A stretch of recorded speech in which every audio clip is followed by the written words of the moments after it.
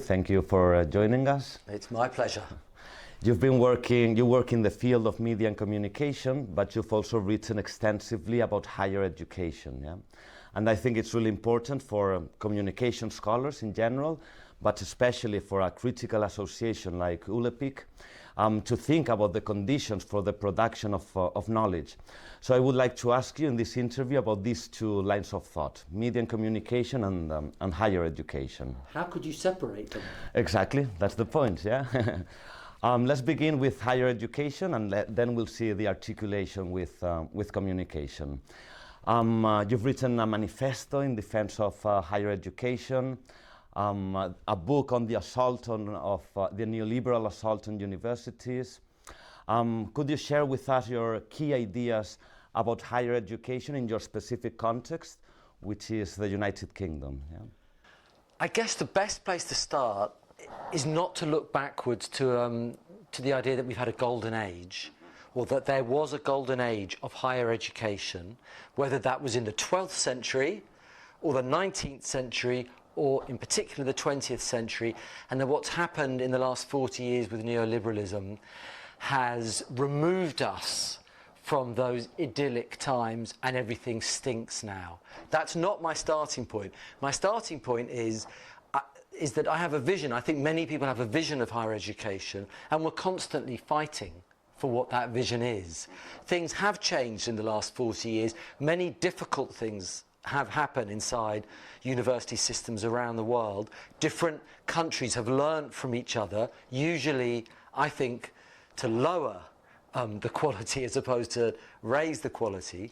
But it's not the idea that we are just trying to realise this beautiful past. So it's always a struggle.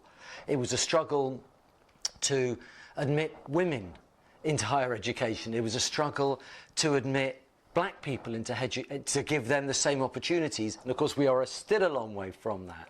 So it's constantly trying to address issues of access, of transparency, of inclusion, and so on. So that's my starting point. Having said that, it does feel like things have really got worse. I hope I'm not contradicting myself here. They have got worse, but we were still struggling back then. And I think one of the main driving forces, and this isn't something peculiar to the UK, is the increased implementation of commercialisation, of market forces at every level. So I always try to think of this. This isn't just in Britain. Obviously, it's to do with the changing nature of higher education financing. So some 13 years ago, tuition fees for undergraduate students trebled. So they are now £9,000. That's cheap if compared to the US. It's very expensive compared to other European countries. But that changed that changed so much about the fabric of higher education, and that trebling of tuition fees was part of a wider restructuring as well, and it introduced effectively competition into the UK higher education system, and that changes the way that we think about each other as staff. It changes the way students think about themselves. They are customers, they are clients. It's less about just the public value of being a student. It's less about I want to learn because that's part of my human species being, is just to learn. Now I have to pay back my loan. I have to get the right kind of job, and therefore would you teach me what I need in order to get a job? That's a crude way of putting it. Actually, as someone like Goldsmiths, we resist that. I don't see a real tension often between, I mean, I want my students to get jobs. I'm not teaching them to be unemployed, but I am teaching them for the sake of teaching. Actually, the kind of skills they develop, independent, critical skills, I think employers will like them, but that's not what drives it. So there is a kind of instrumentalization of so much that goes on, both in terms of how students see themselves, but so much else. The increased entrance into higher education of debt, of banks servicing debt, of loans that are taking place, of private providers who do the catering, the accommodation. I mean, in Britain, I don't know in Ulepicc countries as much, but in Britain, the student accommodation sector is huge. I mean, it's a £1 billion industry. It's a business. And so, you know, I took my oldest son round to look at some of these buildings when he was starting off. And it was, you know, not about the course or the campus or the programme. It was, do they have table tennis tables in the student accommodation? What's the bar like? I mean, these are important things, but they're not the driving force. So it's other non-intellectual, non-academic incentives that start to drive things. So it changes, I think, universities at every level. You start to now, what's your priority if you're in Britain? They're called vice-chancellors, the heads, the rectors of university. You start investing in buildings, in fancy buildings, because that's what you think will bring students in. You don't actually think about what are the curricula, should you make enough resources available at every level, both teaching, support, in the library for mental health, that actually, if you're in university as a student, are you being supported at every level, or do you sit in a nice building? And I think those relationships have been skewed. So it feels not that we're in a supermarket, but that the logic of supermarkets has started to govern what we do. And what we do is really precious.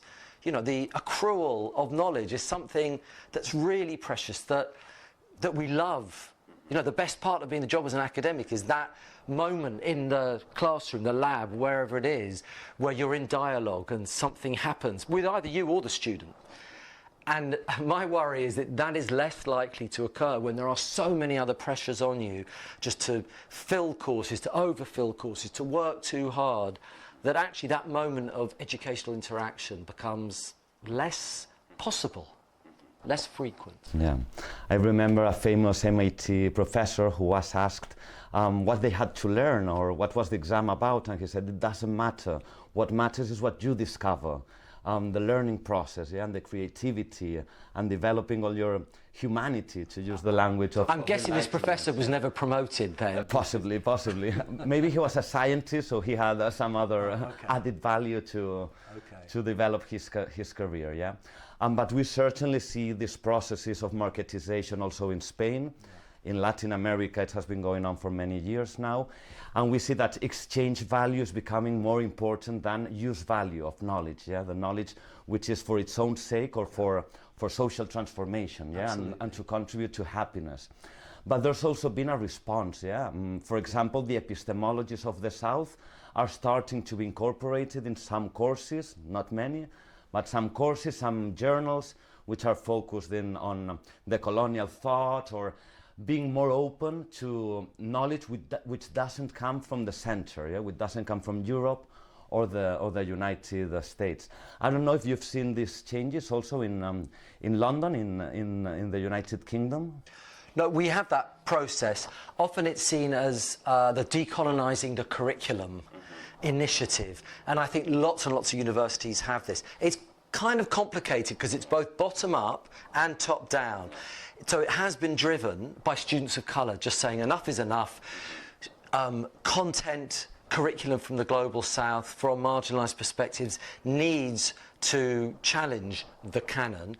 But I do think it's partly a programme that university bosses are quite happy to see. I think they see advantage. It's a marketing tool, because who wants to say, no, we are a colonial institution?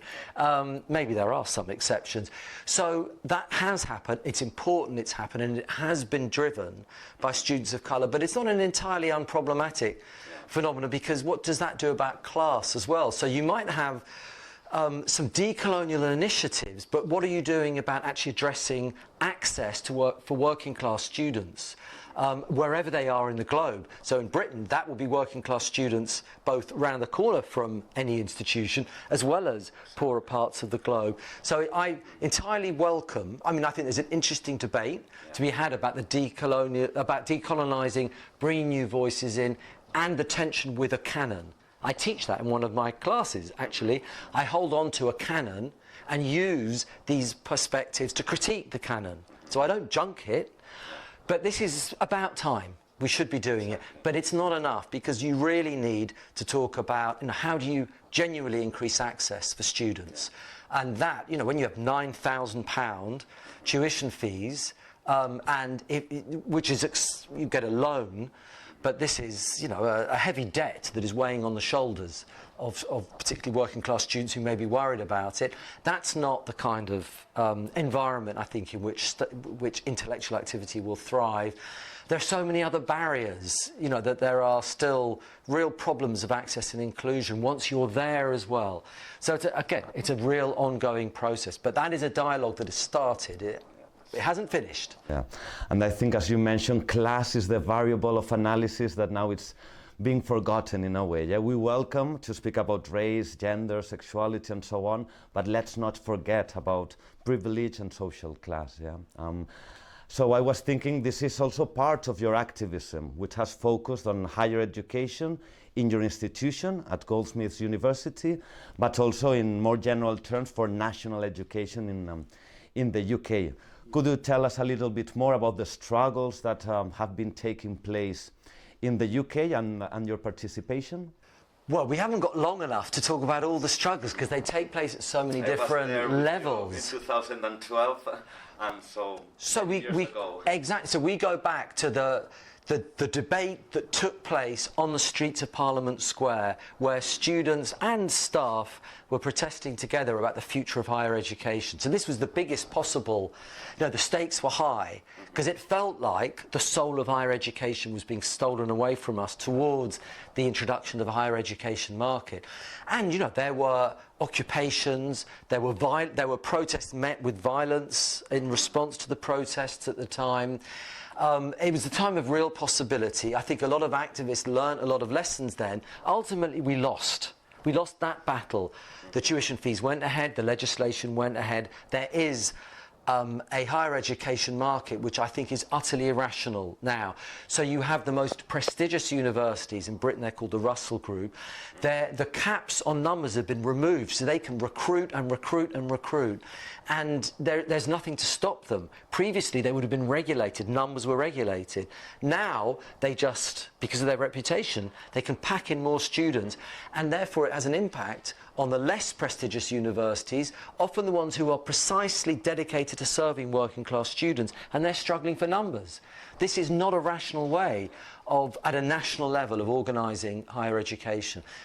So we need to come back to that. We do need, I think, call me utopian, to come back to the question of fees. I just do not see why, if you value knowledge in a knowledge society, why are you putting such a premium price on knowledge? Make it available for free. The country would benefit, obviously, in terms of the citizens benefiting and in terms of access for everyone. I think the economy would benefit, even in terms of the policymakers. You know, they would be much more widespread contribution to public knowledge if we got rid of fees and used taxation, because, you know, it's always just a question of what your priorities are. There's huge pressure now to increase the defence budget. People should be arguing in pubs, in bars, on buses, online. Where do you want your taxes to go? Should it be free education for the future of this country, or do you want to make sure that we can buy more missiles in case? So there's that at the big level, but of course there are struggles at all the local levels. There are struggles over, I don't know, of outsourcing of catering, over unionising security staff, has happened at Goldsmiths. There are very localised struggles. At the moment we're in quite a drawn-out, protracted struggle. It's been taking place for a couple of years now, where staff have been defending their pensions. This is about, you know, a significant number of university staff have had their pensions very much undermined, and we've been fighting this for 5 years. Our pay as staff has gone down massively in real terms over the last 15 years. Conditions have worsened. Casualisation, which I know is a problem across many, many countries, has increased. And so there are a series of strikes that have been taking place over the last couple of years to try and get a national agreement on pay, on pensions, on equalities, on workload.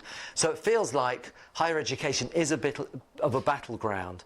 At the moment it feels like it's over pay and conditions, but I think we can never lose sight of the fact that this is a struggle that should also involve students. As we so often say, that our working conditions are your learning conditions. We're in this together. I have no idea what's going to go on, whether we're going to win, whether there will be a stalemate or whether we will lose. But there is so much to struggle for in terms of the shape and the conditions of universities. Never take anything for granted, is my attitude. We can never be complacent.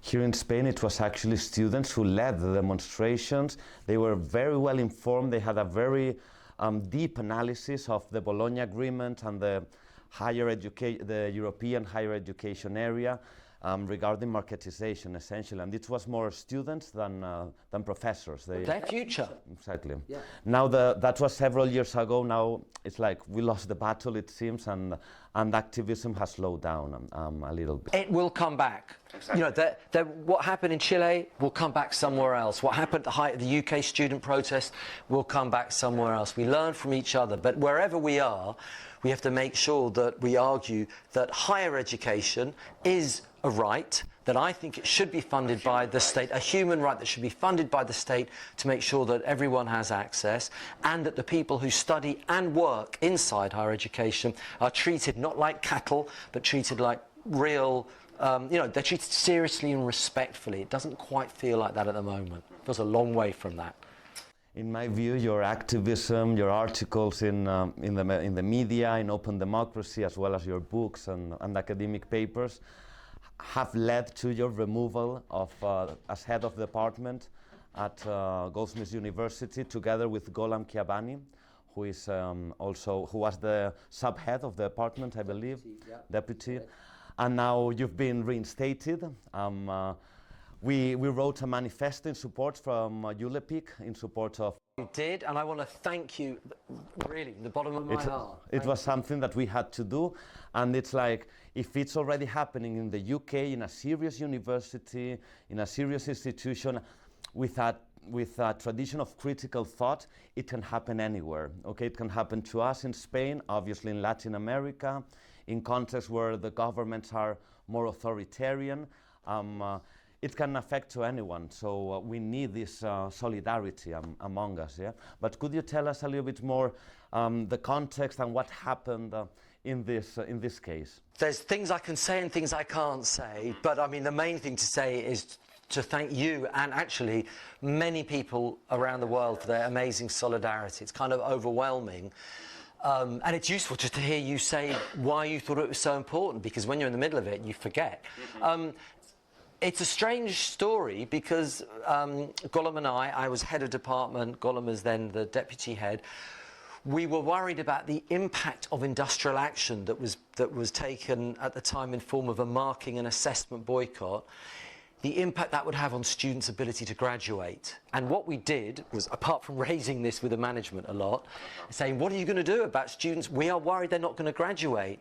And eventually, once all the students' their assessments had been formally recognised, we wrote to the students warning them that they might not be able to graduate because their families were flying in from all over the world. This was a couple of weeks before the graduation.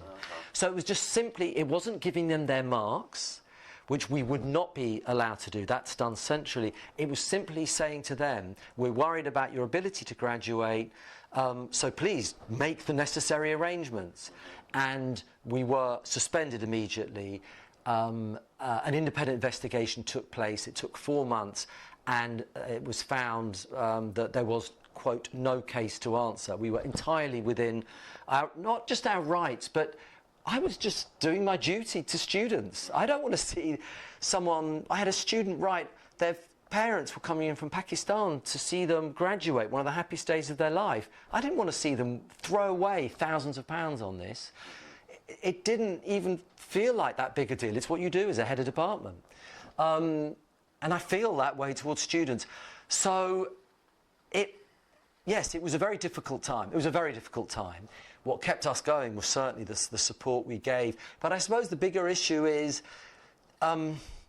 where you stick your neck at. I think it is that you can't separate that from the kind of activist roles, we played as trade unionists as well.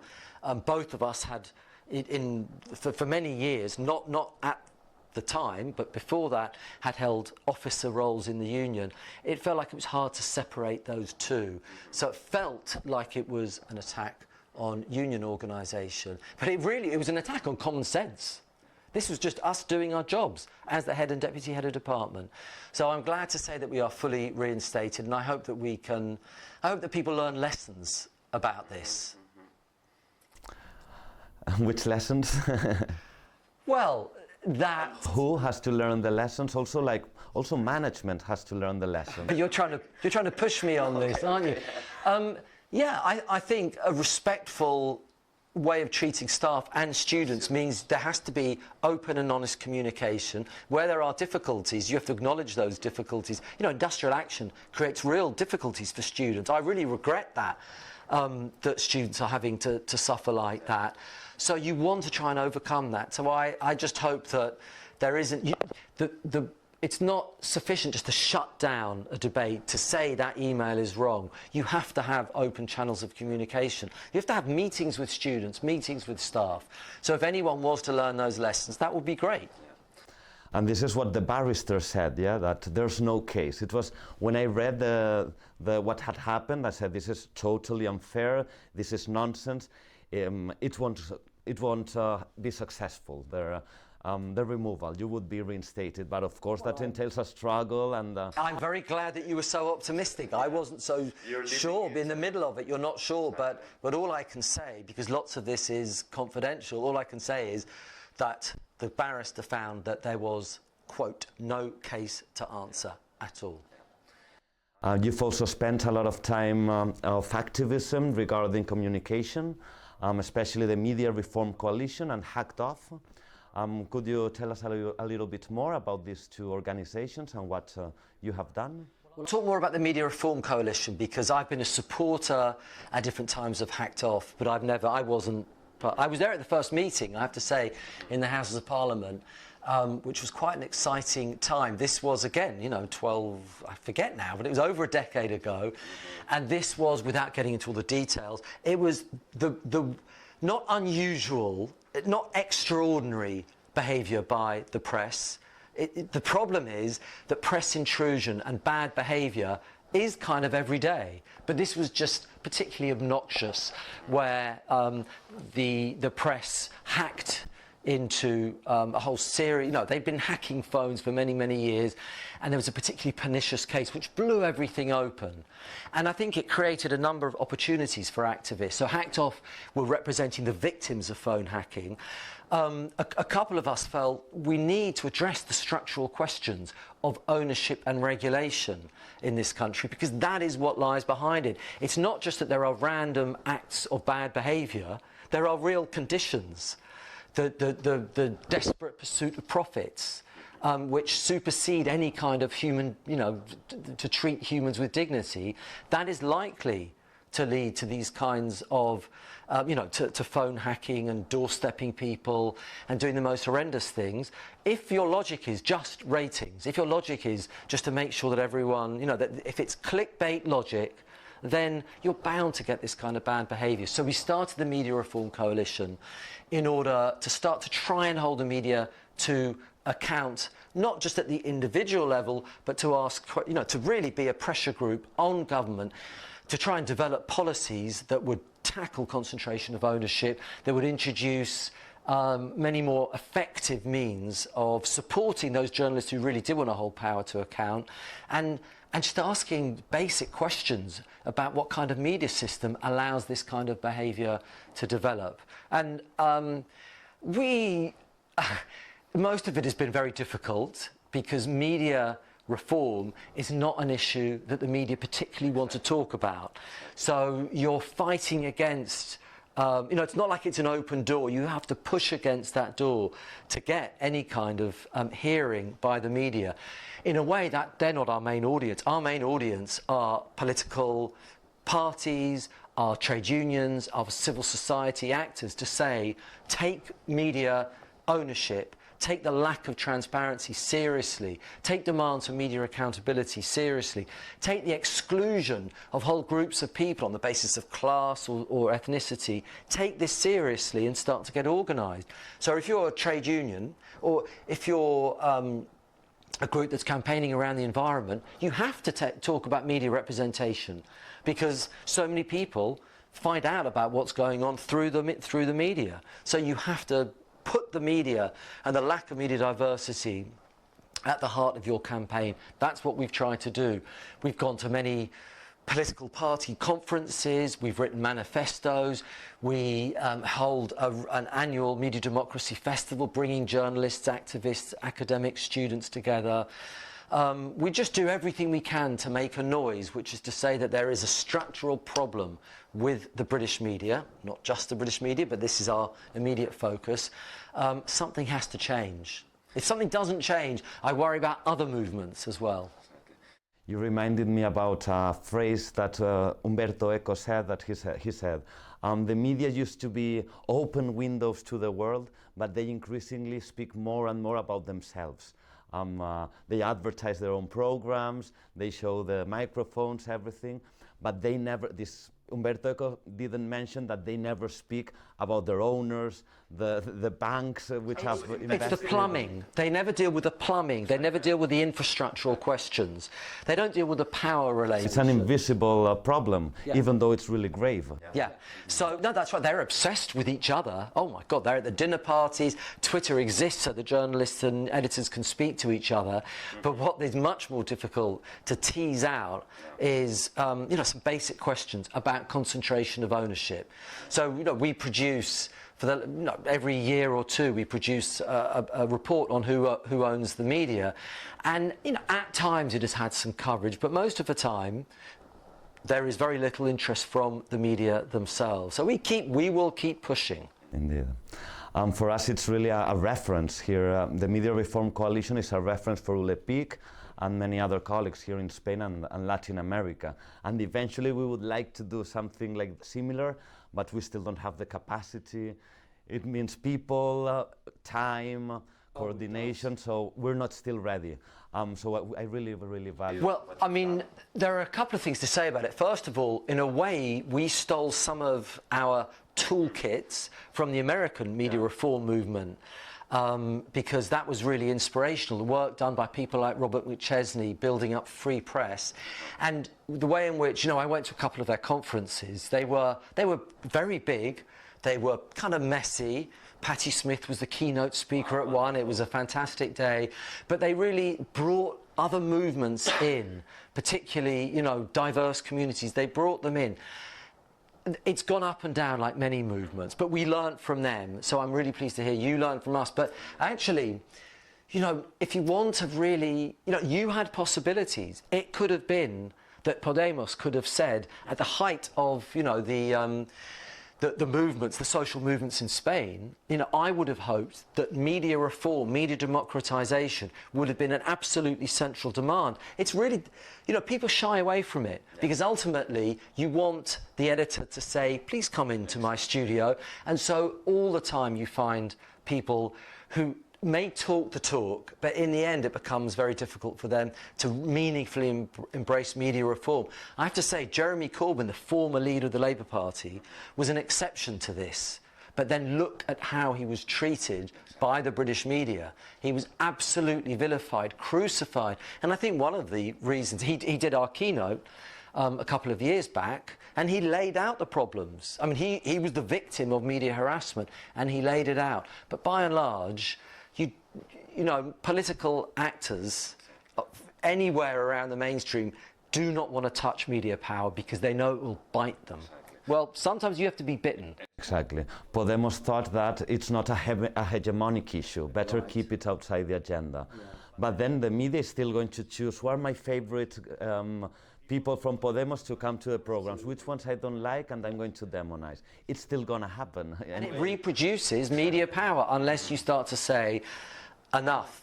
Your starting point is not my starting point. And occasionally you do see it. It's wonderful when you see it on, particularly on TV. there are lots of strikes at the moment in Britain, and there is one particular trade union leader, Mick Lynch of the rail workers, who regularly makes a habit of confronting the interviewers and saying, why should I answer that question? Why aren't you asking me this question? And in a way, with media power, you do need to start to say, hold on, stop, we need to rethink.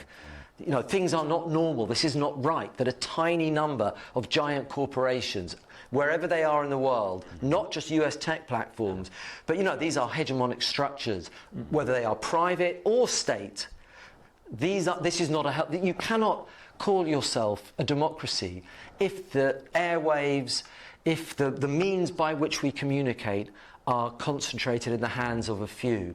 And not just concentrated in the hands of the few, but if other perspectives are not seen as, you know, worthy of entry. We don't have a democracy if that's the case.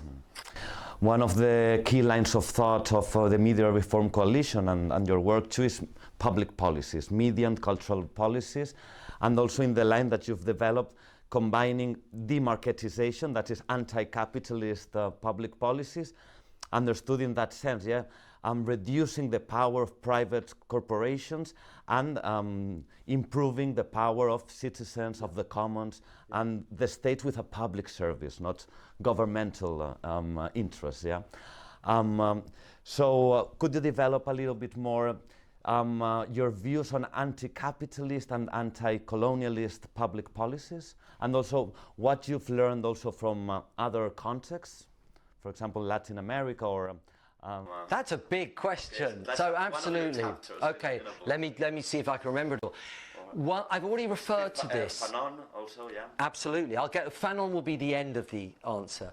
So I've already referred to top-down, bottom-up. I think that's really important if you're engaged in this kind of work. So we have a critique of corporate power by which we are seeking, you know, and we've had many meetings with, you know, politicians where you are helpfully, at least I hope it's helpful, trying to develop policies which will develop much more pluralistic structures.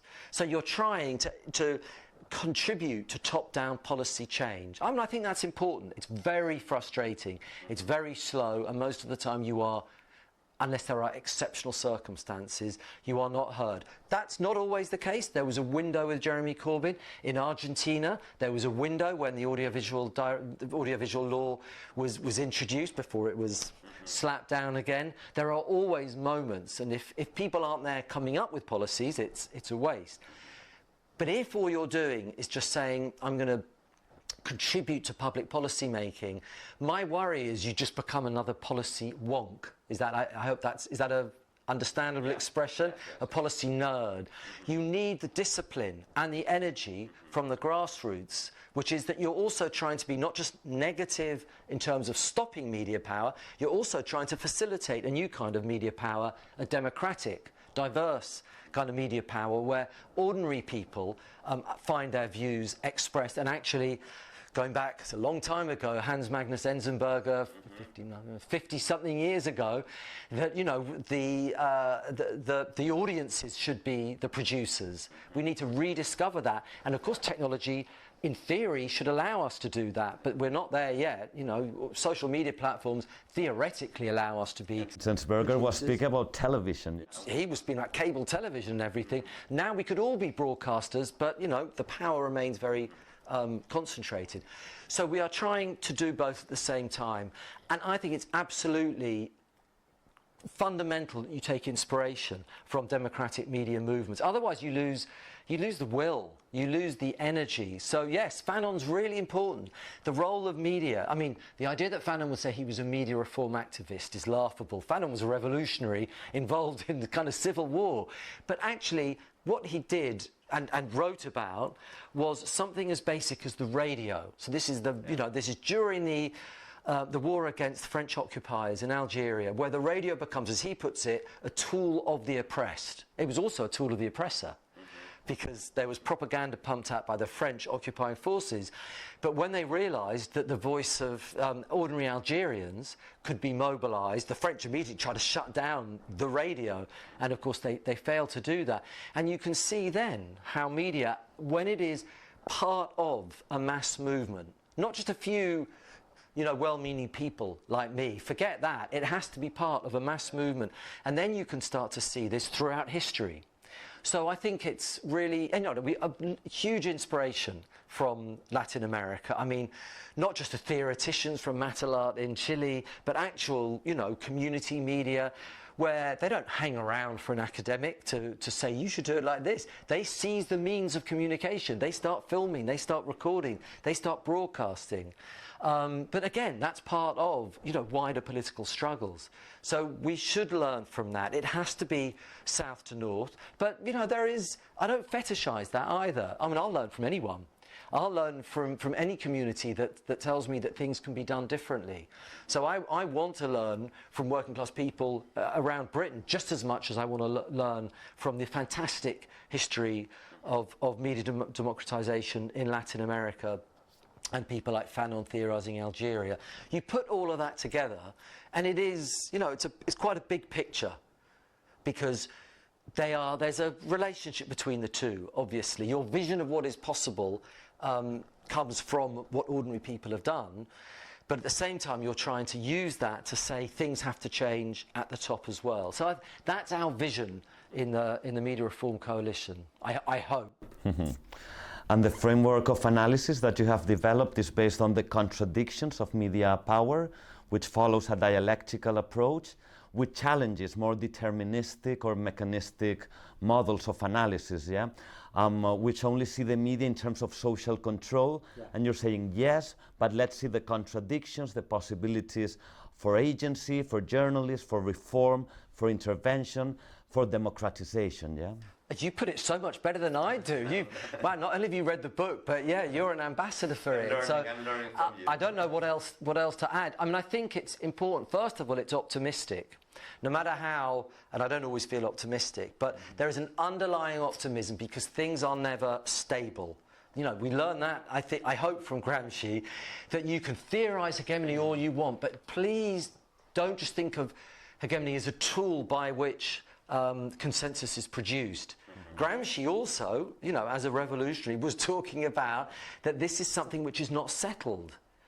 That's the crucial thing that is often forgotten. So it is, whatever you're feeling like, the ground is never stable, and it's always a question of how do you exploit those contradictions, how do you widen the cracks, how do you try and bring, you know, ordinary people onto that stage? How do you know, they're pushing, how do you further open those doors?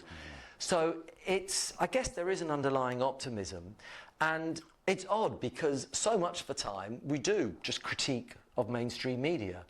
And listen, it's not as if I'm locked away, just going like this to mainstream media. You know, I like Succession, produced by HBO. You couldn't have a more commercial network. It's fantastic. Corporate, market-led system has produced this wonderful program. Good, give it credit. But the point is, that kind of comes out, I think, of wider dissatisfaction with you know, with a market logic, with the extreme forms of capitalism. HBO, as a capitalist organisation, are tapping into that kind of anti-capitalist spirit, that these people are horrible people. Now, I just think that's one very, very small example of the contradiction. So, yes, most of the time I'm just critiquing mainstream news or mainstream television, but, you know, I'd be a hypocrite because my media diet is slightly more broad than that. And I don't just think people are empty vessels. It's not just that propaganda just fills our brains. We resist it as well because it doesn't always make sense. Otherwise, I'd be so depressed about thinking of asylum rights in Britain. You know, you have many, many very noisy tabloid newspapers with huge audiences online. They are directly fed into the broadcasters who can't use the same language, but their agendas are very often set by these tabloid newspapers. Those voices then permeate in government, in parliament. So it's a really ugly debate around, at the moment, it's stop the boats from crossing the channel. But the fact is, that's, you know, there's a huge number of people in Britain who are sickened by that kind of coverage. Yeah. I mean, there is a real debate going on in Britain about asylum, but it's not the case that this propaganda just wafts over. No, there is resistance to it, and people should be actively giving solidarity to asylum seekers, but also challenging those media narratives on the basis that we are being badly served by the media, because this is not what most people think. And my impression is that there's much more creativity, freedom and diversity in entertainment, series and movies than in information. Yeah, information, the control is much tighter, especially with war, issues dealing with elite power. Exactly. I mean, there's a kind of hierarchy at one level that maybe you can get away with more in terms of drama. That's historically, we've always, you know, under capitalism, capitalists have produced critiques of that system for profit or for education. There's probably more spaces there. There's less spaces when it comes to information and news. And when you get to, you know, to the questions of the military and you get to coverage of wars, yes, those spaces are shrunk all the more because the relationship between the state and the journalistic community, and I hate to homogenise it, to put it all together, sometimes it feels a bit like that. That space is shrunk because so much work is done to try and make sure that there is a kind of official narrative, because, you know, our soldiers are at risk, our national interest is at risk. Who would want to ask another question or have a different starting point? So I think you're absolutely right. The contradictions are, they're tougher to exploit the further down you go towards, you know, coverage of foreign. Even though you've also analyzed contradictions regarding information, regarding journalism. Well, I think I was having a discussion this morning about this, that one of the highlights of of a populist media, and I apologise because I go on about this quite a lot, was the Daily Mirror from 20 years ago exactly. 20 years ago, right now, we had the Iraq War. So Britain and America, you know, dropping devastating amounts of bombs, occupying Iraq. We know what happened as a result of that. And for a variety of quite complex reasons, the Daily Mirror, which was one of the biggest tabloids at the time, thought it was best to adopt a series of really polemical, almost anti-imperialist front pages. Now, it wasn't just because of the editor, who happened at the time to be Piers Morgan, who you probably wouldn't associate as an anti-imperialist. He isn't.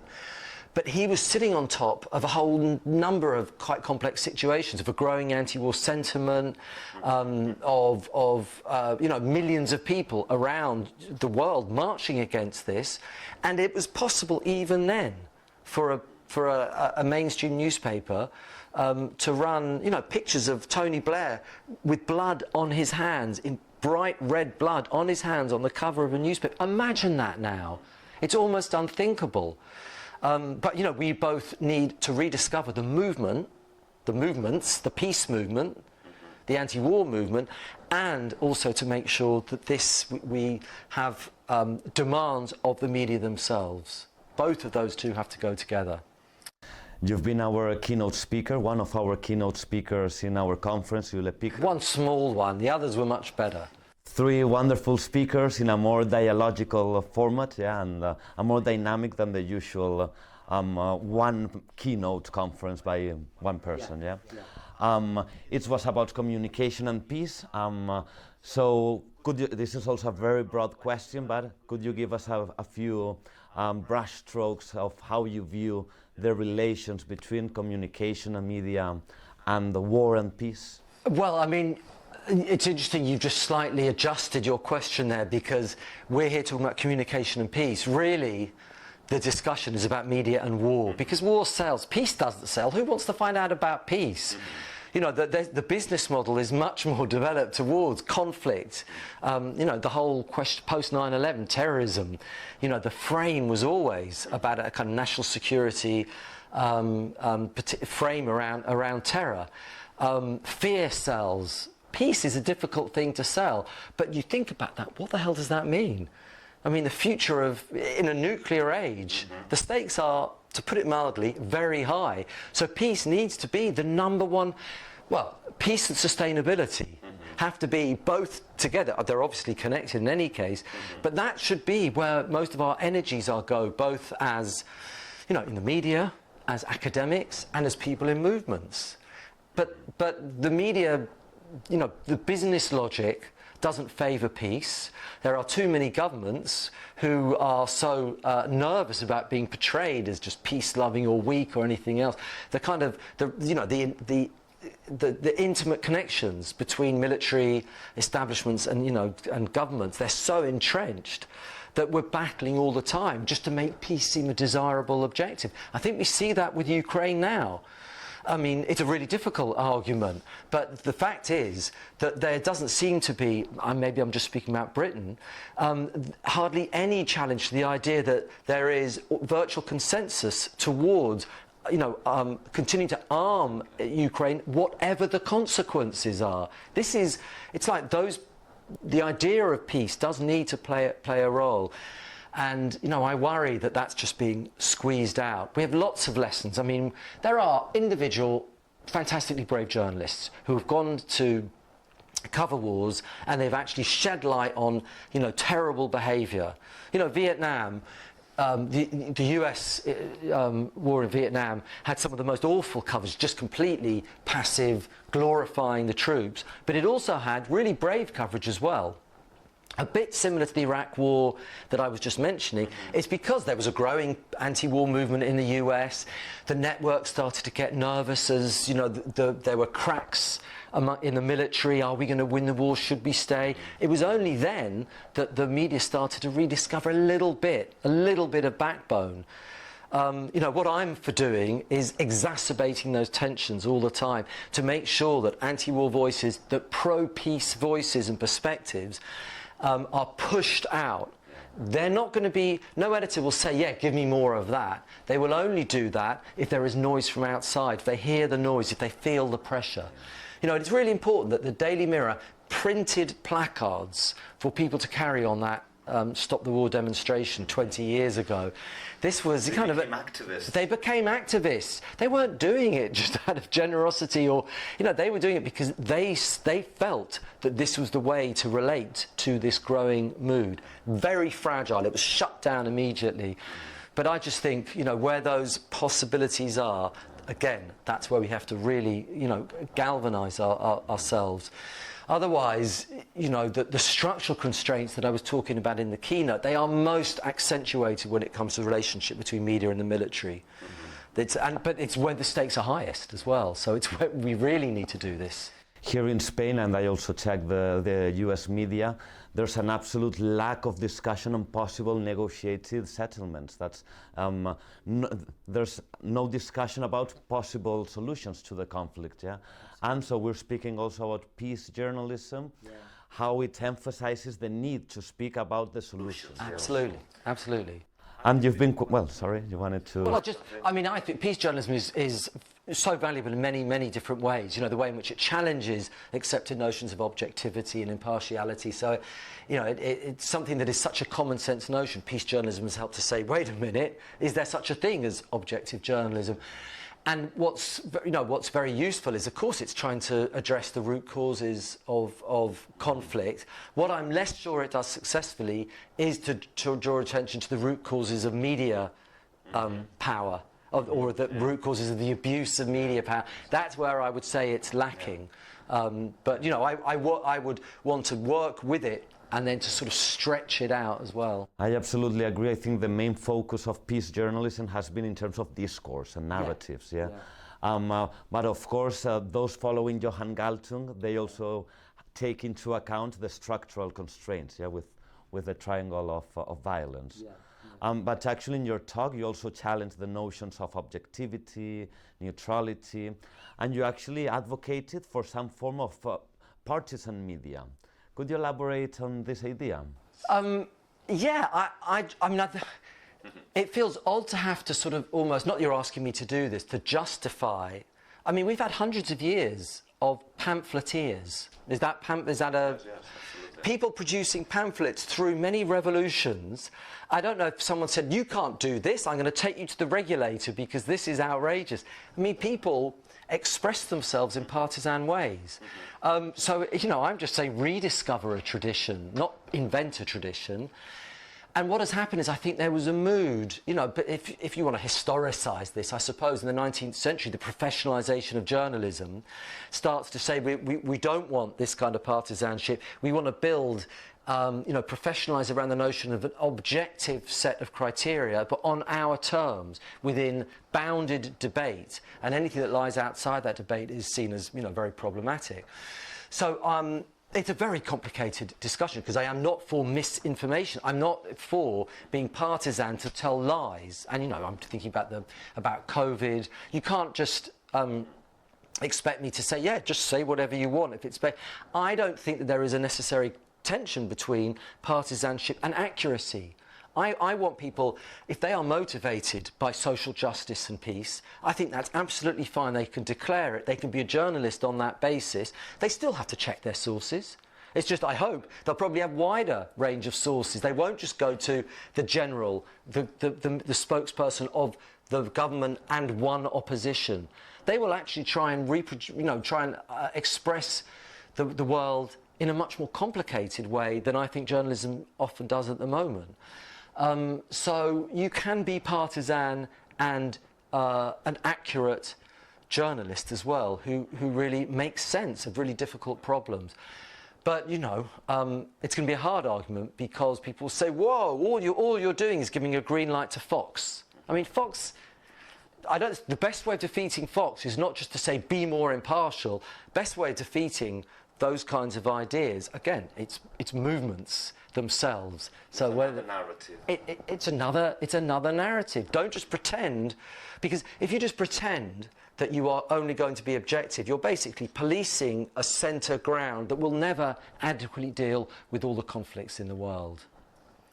Well, Des, it's been a real pleasure to speak with you. We're really happy that you could join us here at the conference, and hopefully we will continue doing things together for social change and activism and the improvement of scholarship and the media, yeah? I hope so. I expect it. We'll do it.